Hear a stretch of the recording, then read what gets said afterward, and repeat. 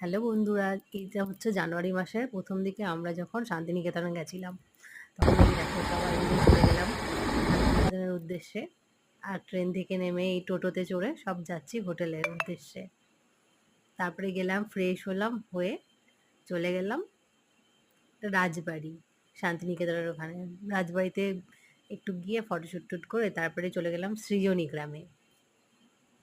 সৃজনী গ্রামে গেলাম, গিয়ে ওখানেও তো খুব নাচ গান হলো, খুব মজা হলো। তারপরে এখানে কেনাকাটা করলাম প্রচুর। তারপরে এই ক্রাফটের কাজগুলো দেখো, খুব সুন্দর দেখলাম।